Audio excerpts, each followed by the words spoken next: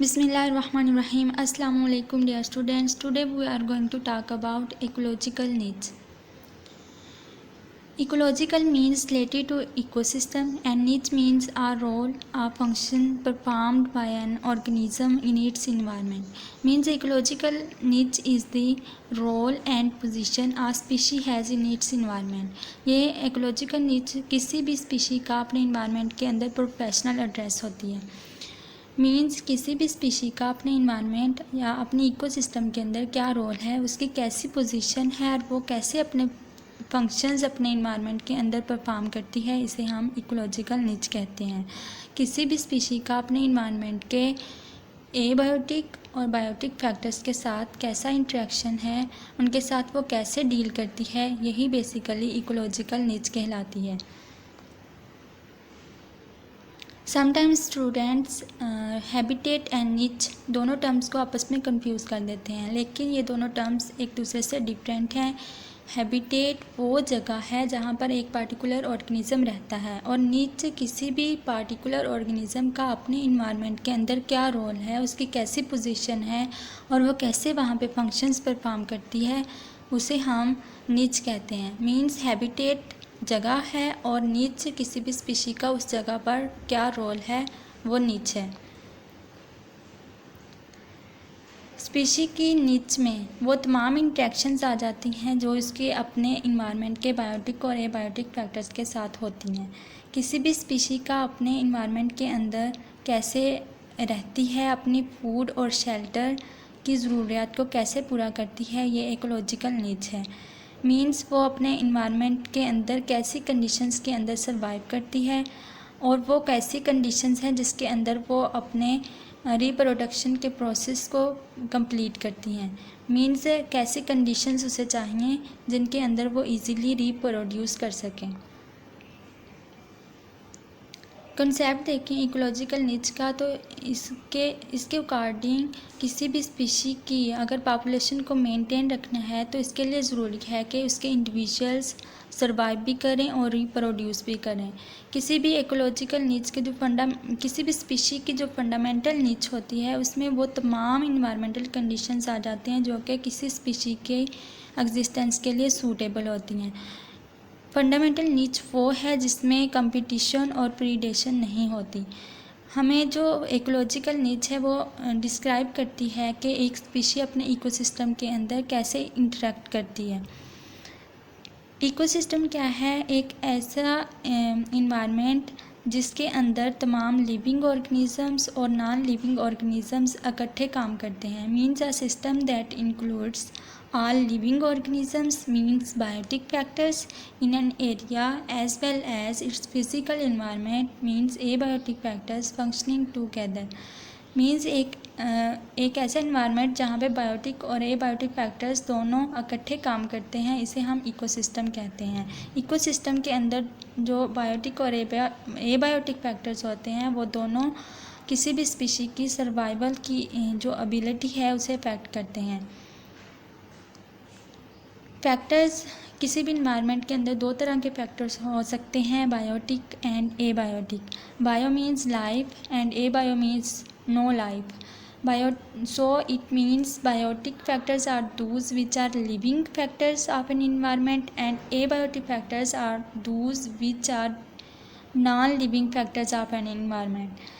यहाँ पर अब बायोटिक फैक्टर्स जो कि किसी भी स्पीशी की नीड्स को अफेक्ट करते हैं वो हैं फूड एंड प्रीडेटर्स, और एबायोटिक फैक्टर्स किसी भी इन्वायरमेंट के जो किसी ऑर्गेनिज़म की इकोलॉजिकल नीड्स को अफेक्ट करते हैं. उनमें टेम्परेचर आ जाता है, लैंडस्केप कैरेक्टर और सॉइल न्यूट्रिएंट्स, लाइट और दूसरे नॉन लिविंग फैक्टर्स आ जाते हैं. इसके हम अगर एग्जांपल देखें इकोलॉजिकल नीड्स की, तो हम इसमें डंग बीटल के एग्जांपल ले सकते हैं.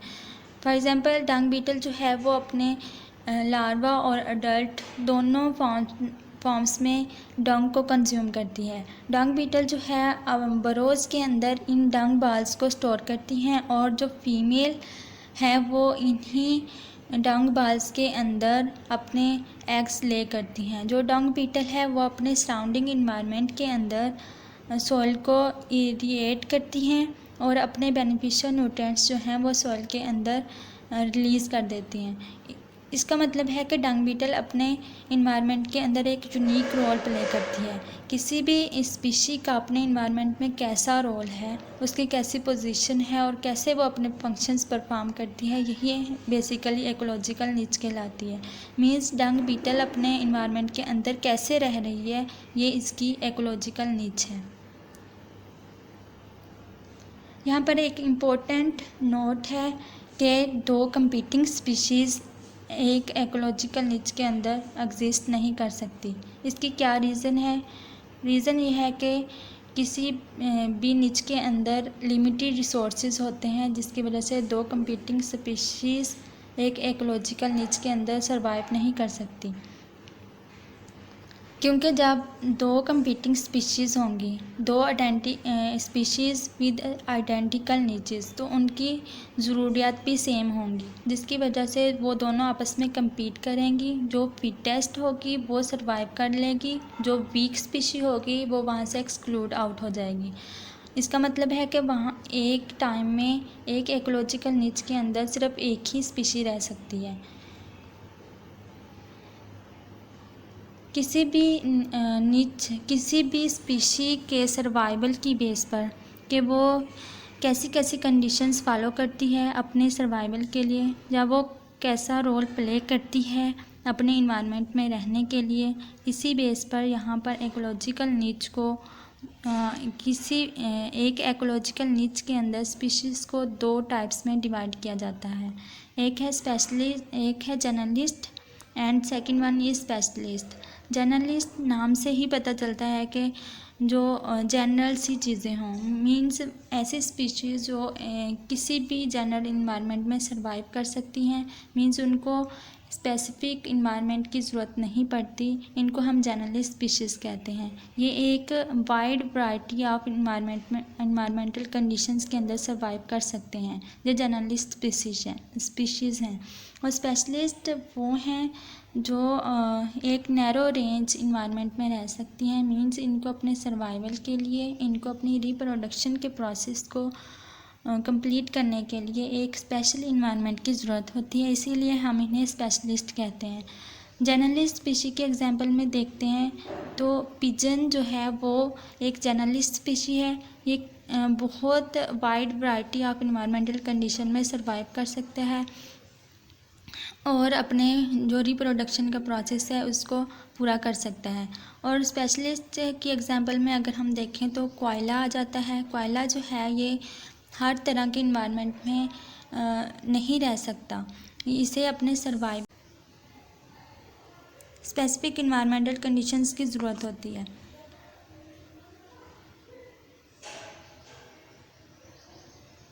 अगर हम हिस्ट्री देखें तो चार्ल्स एल्टन ने सबसे पहले 1927 में इकोलॉजिकल नीड्स को डिस्क्राइब किया as a professional address of a species. उसने कहा कि इकोलॉजिकल नीड्स किसी भी स्पीशी के रोल, उसके बायोलॉजिकल कम्युनिटी के अंदर कैसा रोल है उसको डिस्क्राइब करती है, और साथ ही वो तमाम इन्वायरमेंटल फैक्टर्स के सेट को जो कि इसकी डिस्ट्रीब्यूशन को डिटरमिन करते हैं। इकोलॉजिकल नीड्स की कौन कौन सी टाइप्स हैं वो देखते हैं। यहाँ पर है एक fundamental needs and second one is realized needs. Fundamental needs के अंदर वो तमाम कंडीशंस आ जाती हैं जिसके अंदर एक स्पीशी रह सकती है, लेकिन इसमें वो कंपटीशन नहीं होता, प्रीडेशन नहीं होता, इसलिए ये एक्चुअल नीड्स नहीं है। एक जनरल पॉसिबिलिटी है जो कि किसी भी स्पीशी की नीड्स की हो सकती है जिसके अंदर एक स्पीशी सर्वाइव करे। रियलाइज्ड नीड्स एक एक्चुअल नीड्स है और वो तमाम कंडीशंस हैं जिसके अंदर एक स्पीशी एक्चुअली एग्जिस्ट करती है। इसमें तमाम बायोटिक एबायोटिक इंट्रैक्शंस आ जाती हैं, इसमें कंपटीशन भी आता है। इकोलॉजिकल नीड्स की इम्पोर्टेंस है कि ये किसी भी स्पीशी की अपने इन्वायरमेंट के अंदर जो है एग्जिस्टेंस को अलाउ करती है। अंडर राइट कंडीशन स्पीशीज़ हमेशा सरवाइव करती हैं और एक यूनिक रोल प्ले करती हैं। Without ecological niches there would be less biodiversity और इकोसिस्टम जो है वो बैलेंस में नहीं रहेगा। That's all about ecological needs.